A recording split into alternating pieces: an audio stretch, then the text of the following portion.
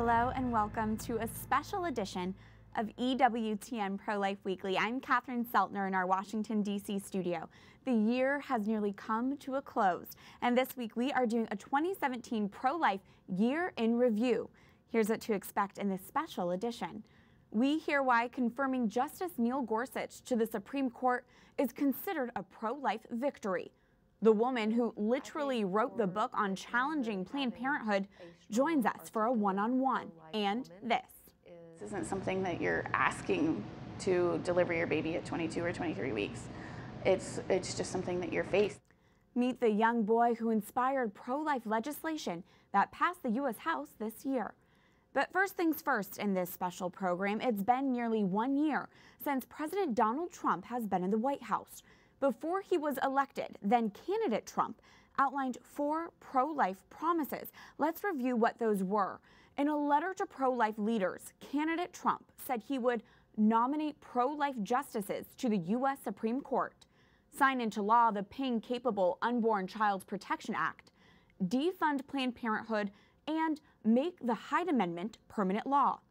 The woman who spearheaded candidate Trump's pro-life coalition was Marjorie Dannefelser, president of the Susan B. Anthony List. You see her regularly on this program. We sat down with Marjorie Dannefelser to assess Trump's pro-life actions so far. Take a look. Year in review, looking back, what has been the biggest pro-life accomplishment and what's been the biggest disappointment? Well, I have to say the Neil Gorsuch nomination and confirmation was #1 without question. We had been arguing in the election. This was a generational change one way or the other. So his being inaugurated, or his being sworn in, forgive me, was just a banner day. Second, I'd say the money that we have taken out of abortion and international family planning and international health dollars has had a dramatic effect around the world.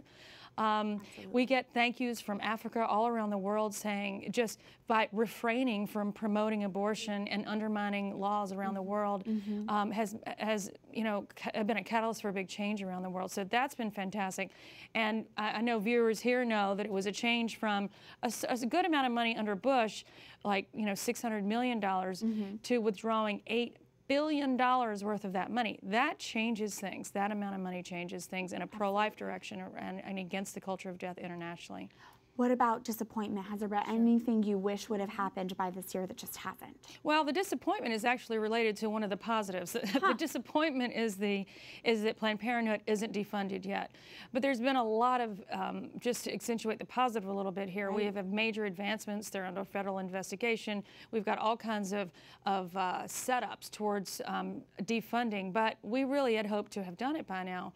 If it weren't for one vote in the health care bill, we would be talking about how fantastic we would have permanent Hyde, protecting taxpayer funding from abortion, and we would have defunding Planned Parenthood. So that would be the biggest disappointment, but we're moving ahead. And that brings me to my next question. What role does Congress play in forwarding and advancing those pro-life promises that Trump made as a presidential candidate? Well, I think it's been entertaining at a minimum, but exciting at the best to watch Trump and Pence's relationship with the Congress, making sure that the agenda, the pro-life agenda, is on track.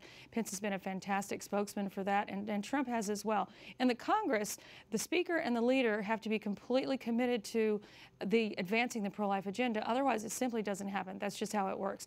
Those two, Speaker Ryan and Leader McConnell, are indeed that. The problems that we have are in the shortage of numbers in the Senate and getting through some of the things that we have put as a top priority. Elections matter. Indeed. President Trump hasn't spoken publicly about pro-life issues too much this year, but I know you've been involved in lots of different meetings at the White House. What indications has he given you that he supports the pro-life movement? What are those signals? I think my favorite conversation I had with him was at dinner a few weeks ago. It was in September, so whenever that was. And he asked about why Senator Collins and Murkowski never bring up Planned Parenthood to him when they're talking about the health care bill, because he says, well, of course they care about it. And I'm like, yeah, they care about it. And I said to him, and he agreed, it's because he has made this a non-negotiable. Healthcare will not pass unless defunding Planned Parenthood and reallocating those resources are in it. He's very well aware of what his commitment has established on the Hill as a non-negotiable. This is a first in any presidential, in any presidency and any Congress. So behind the scenes, yes, I don't think we can ever forget that last debate too, where he made clear to the world what the contrast was between him and the other side. The difference was stark there. Yeah. Looking forward, what needs to be the pro-life priority for 2018? Well, every single second of our workday is really embroiled in the 2018 Senate races. It is top priority. We have to increase our margins in the Senate so that when we have these squeaker of a votes, that we've got a buffer, that we've got at least one or two extras when we have a 50-50 vote. We're also trying to reach closer to that 60-vote filibuster-proof margin so that we get close enough, then we can kind of log roll through the rest and get a filibuster-proof majority, which we need in the Senate. Otherwise, we're not going to be able to do some important things like pass the paying-capable bill, that 20-week bill. Finally, Marjorie, as a pro-life leader, what pro-life rating would you give the Trump administration for 2017? I'm going to give them an A. With expectations that within the next year we need to get to A+. We started out A+ in the election in terms of the commitments. We need to get Planned Parenthood defunded and that Hyde Amendment made permanent. So, A+ is perfection. We've got A. We'll keep moving forward. Marjorie Dannefelser of the Susan B. Anthony List, thank you. Thank you, Catherine. Thank you again, Marjorie, for your pro-life analysis. Each week on EWTN Pro-Life Weekly, we share a way to get involved in the pro-life movement, a path to make a difference. We do that with our call to action. If you ever want to know what our call to action is, go to prolifeweekly.com. That's prolifeweekly.com. Go to the website and we'll make it clear, simple, and easy for you to get involved. It could be signing an urgent petition or sending a pro-life message to a congressman. Be sure to check out the prolifeweekly.com website frequently to find out. We need to bring our collective pro-life voices together so we are heard, and you, yes, you, can make a difference right from your home. It is important that you are involved. Go to prolifeweekly.com to get involved in our weekly call to action. As Marjorie mentioned in our discussion, the confirmation of Justice Neil Gorsuch to the Supreme Court is seen as a major victory in advancing the pro-life cause. Gorsuch filled the seat left vacant by the late Justice Antonin Scalia. Shortly after Gorsuch's nomination, we sat down with one of Justice Scalia's sons, who also happens to be a Catholic priest. Father Paul Scalia gives us some insight into his father's judicial approach and why Scalia never considered himself a pro-life judge. Father Scalia, thank you so much for speaking with us today. It's good to be with you. Thank you. So President Trump promised to nominate a pro-life justice to the Supreme Court to replace your father, Justice Antonin Scalia. But your father didn't even like to be called a pro-life jurist. Is that right? That's correct. That's correct. One of the, I think, most central things my dad's jurisprudence was that he wasn't concerned about results. He wasn't results oriented. He wanted to get things right as regards to the law, and what does the law say, and what is being asked, and rule according to that. He wasn't a judge in order to get certain results, and he would bristle at the thought that that was the purpose of being a judge. He was more interested in the rule of law and clarifying the laws and judging according to the law and about the law, and not about a particular result. And truly a constitutionalist. Absolutely. Really. Yes. Absolutely. Now, you, along with your mother, were at the White House when President Trump announced his nomination of Judge Gorsuch. What was it like to be there? The president was very gracious and kind. I was just there to accompany my mom. My mom was the one who was invited, and I got to tag along, in effect, and just be there with her, which was a great honor. And the president, he was really gracious and kind, and very attentive to my mom. And I think it was a very nice thing for him to invite her there. It was good to be there. Now, your father was a devout Catholic. How much do you think faith should impact how a justice rules on the court? It's a good question. It shouldn't impact it in the sense of importing particular doctrines into one's jurisprudence or rulings. Again, that gets back to the question of What's the purpose of a judge? Is he trying to get particular results, or is he just trying to rule according to the law? The faith is inevitably going to have some impact because it determines how we view things. And so to the degree that it shapes character, that it gives, it imbues a person with integrity, and for respect for the rule of law, respect for the governing authorities and things like that, I think that's exactly what should happen. In my father's case, one of the things about our Catholic faith is, as regards morality, we're not interested in getting the right results, and we are interested in living rightly. And sometimes when we live rightly, we'll get the right results, right? We live uprightly and we're blessed with, a good job, a good family, home, things like that. Wonderful. Other times we live uprightly and we don't get all of those things. The goal is not to get something or to establish something or to gain something. The goal is to live in an upright manner according to our Lord's instructions. And I think that's reflected in my dad's jurisprudence. His goal was not certain results. It was, let's observe the law correctly. Let's have that respect for the rule of law. So that's a way I think that his faith shaped things, not in an explicit way, but just I think in the formation of character. Father, thank you so much for your insight and for speaking with us today. Thank you, Catherine. Thank you, Father Paul Scalia, for your time. One heartbreaking story this year that captured the attention of the world, including leaders like President Trump and Pope Francis, was the case of Charlie Gard. Baby Charlie Gard died at 11 months old in July of this year after suffering a rare disease which paralyzes muscles and causes brain damage. His parents were denied the chance to take him to the U.S. for experimental treatment, along with their wish to spend a week with Charlie in hospice care in their own home. Baby Charlie created a months-long legal debate regarding parental rights and human life. Before Charlie's tragic death, we turned to a top Catholic bioethics expert and asked him to weigh in on the case. Dr. John Haas is president of the National Catholic Bioethics Center and a member of the Pontifical Academy for Life. Let's look back at our interview on Charlie Gard and his fight for life. The European Court of Human Rights says the hospital can withdraw life support because it was likely that Charlie would suffer significant harm if his present suffering was prolonged without any realistic prospect of improvement, and the experimental therapy would be of no effective benefit. Dr. Haas, what's your response as a moral theologian and expert in bioethics to the court's conclusion? Well, I don't think the court is in the position to be making that judgment.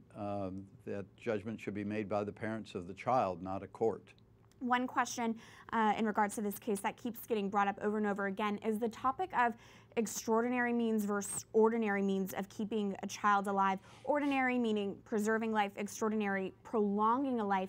Do you believe Charlie's parents are taking extraordinary means in keeping their child alive? The United States Conference of Catholic Bishops have issued something called the Ethical and Religious Directives for Catholic Healthcare Services.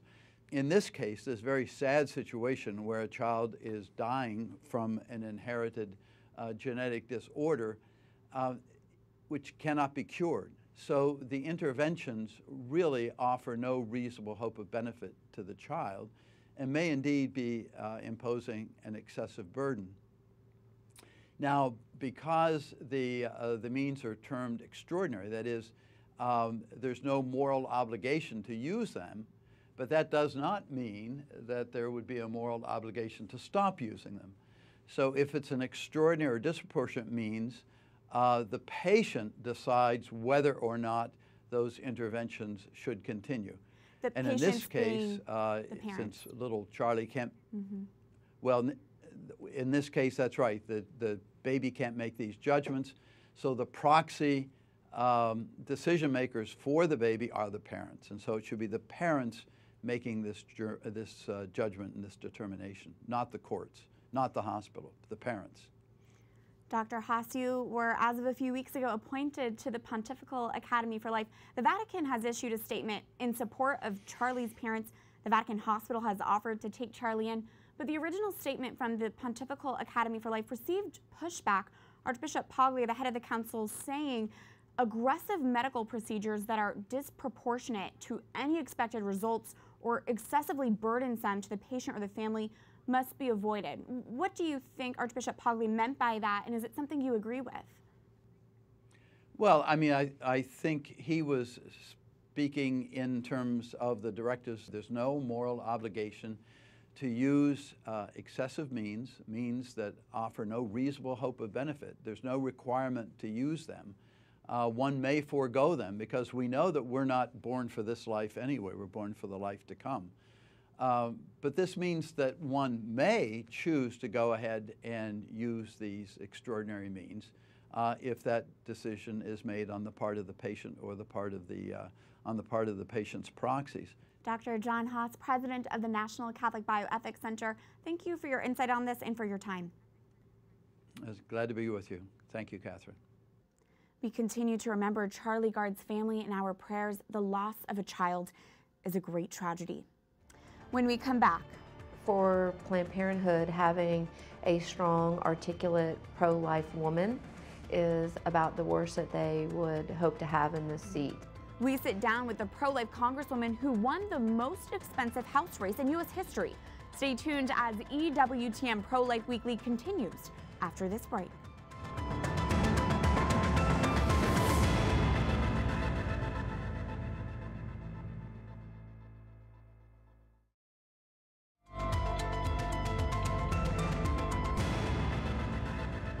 Welcome back to this special edition of EWTN Pro-Life Weekly. I'm Catherine Seltner.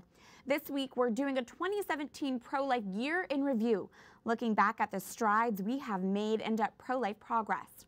Elections play a crucial role in advancing pro-life laws, and earlier this year, all eyes were on one special election and the pro-life victory that resulted. Representative Karen Handel won the hotly contested Georgia special election this past summer, defeating the Planned Parenthood-backed Democrat, Jon Ossoff. The abortion giant reportedly spent over $700,000 in the race, and it wasn't Handel's first run-in with Planned Parenthood. She resigned from her position with the Susan G. Komen Foundation after the organization reversed its decision to end grants to the abortion provider. Let's look back at part one of our exclusive interview with the Georgia Congresswoman as we discussed her victory. Representative Karen Handel, thank you for your time today. Thrilled to be here. Thank you for having me. It's been a few months now since you won that closely fought Georgia special election, the most expensive House race ever. How has it been in Congress so far? It's been a whirlwind, but what an incredible privilege to be able to work on the legislation so far, the Pain-Capable Unborn Child Act, and then the great tax cut bill, which I'm also really excited about. In the race that you won, Planned Parenthood spent reportedly over $700,000 campaigning against you. They did not want you to win. What did you make of that? You know, I think for Planned Parenthood, having a strong, articulate, pro-life woman is about the worst that they would hope to have in this seat. So, but that's fine. They're welcome to their opinion, and I get to have mine, and the people of the 6th District definitely had theirs on June 20th in that runoff. What specific pro-life goals did you have in mind when coming into Congress? And now that you've been here for a few months, do you still think those are realistic? I think, you know, I've long said that, you know, it's not a bad thing for us to try to move the pro-life cause in an incremental way. And sometimes we can't get all the way there. And so while often there's much debate about whether we should have the 3 exceptions in a bill for life of the mother, rape, and incest, I come from the place that as a Catholic, if we can move the ball to save as many babies as we possibly can, that's a really important step. And as long as we keep moving closer to a full and complete pro-life culture here in the United States, that should be our paramount mission. And recently we did pass on the floor of the House the Pain-Capable Unborn Child Protection Act, which would ban most late-term abortions after 5 months. And I think most people would be surprised to learn that the United States is one of only 7 countries in the world that allows abortions after 5 months of a pregnancy. We stand on that list side by side with China and North Korea, two of the world's most prolific human rights violators. So I was very proud to be a part of the bill. My colleague, Representative Trent Franks from Arizona, was the sponsor. My other colleague, Martha Roby from Alabama, she helped to manage the bill from a rules standpoint. So that was a great victory for the pro-life cause. You have a business background. Does that impact the way you view advancing pro-life legislation like you were just discussing? Maybe, but I guess at the end of the day, I'm about being able to get results. And to me, if we have a pro-life bill that we can't rally enough people around to get enough votes to pass it, then we're going to end up doing nothing. And I would like to see us do as much as we possibly can and get that, and then move to the next thing. So here in the House, we passed that pain-capable bill. We had a hearing on the heartbeat bill, which is incredible. So let's get what we can get and then go to the next step. You are a Roman Catholic, as you mentioned. Does that impact the way you view issues of life? And is there a Catholic document on life or even a saint who you turn to when thinking about these issues? Oh gosh, that's a hard one.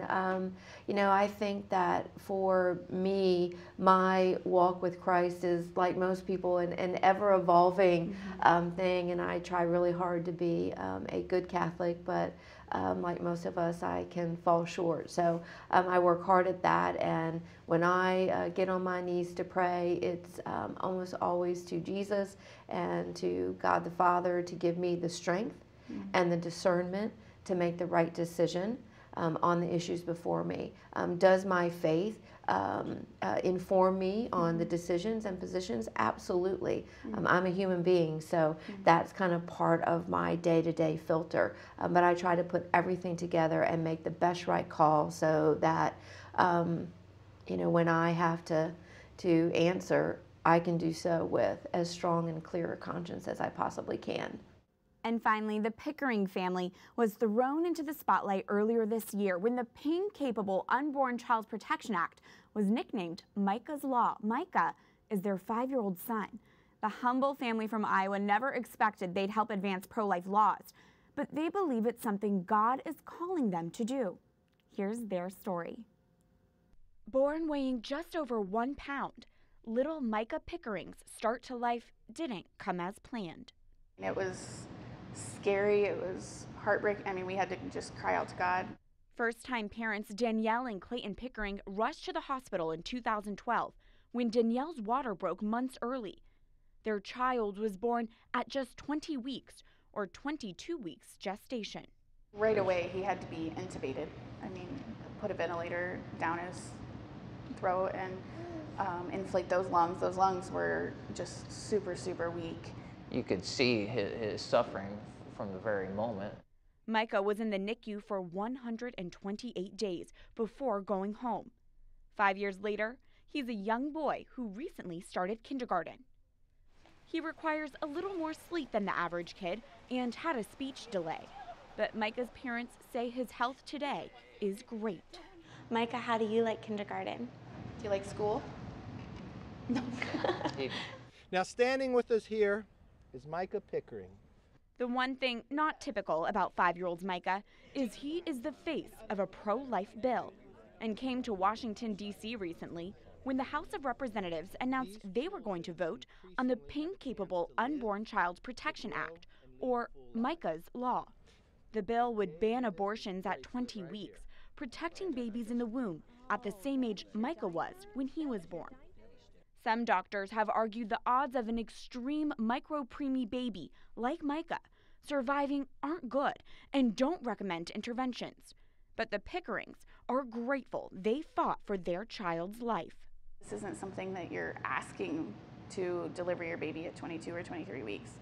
It's just something that you're faced, and when you're faced with that situation, most parents are like, yeah, let's save this baby. This is your very personal family story. What's it been like to have that shared with so many and used to lobby and rally support behind the Pain-Capable Unborn Child Protection Act?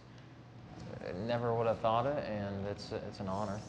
I mean, it's an honor just to be able to to be used, and that's why we come out here.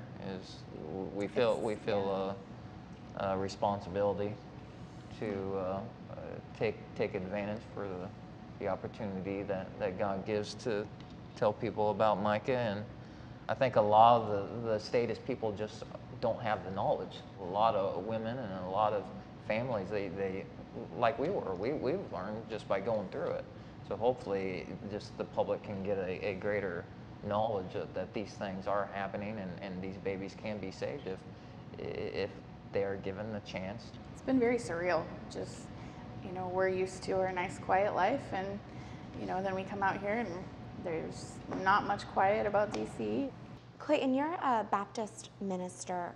Throughout this whole journey, how have you leaned on your faith and led your family in the faith during this time?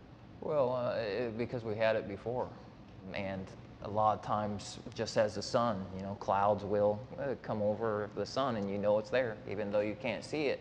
And a lot of times, those trials and situations, you don't know what God is doing, but you know who He is. I am what I am. So even though it looked like God was against us or doing bad things, we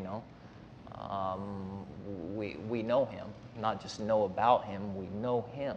We're His body. We're His witnesses. And so that's what I believe God has done with Micah, is to give these unborn babies a face and a witness to the truth. What do you hope your family's message is and Micah's message is to anyone who hears it? I just hope Micah's message would be that this is the person that is inside that womb. There is a person in there that will grow up, that will, smile and laugh and play, and, that you'll be able to hug and kiss and just be able to love. And that person is worthwhile. We were thrown into a situation that was less than ideal, and we chose to fight for him. And nothing about life is the same, but it's, far and away better. It's just an incredible life. People need to understand that from a pro-life standpoint, that's the aspect of, he's as full of life when he was today as he was when he was, first born. He's just bigger, he's just stronger. What a sweet little boy and an incredible family. That's it for this special edition of EWTN Pro-Life Weekly, as we looked back at the top pro-life advances in 2017. Here's to hoping you have a happy new year and that 2018 brings more good news for the pro-life cause. Until then, reach us anytime at prolifeweekly@ewtn.com. I look forward to seeing you here again next week. And remember, life is a gift. Your life is a gift. God bless.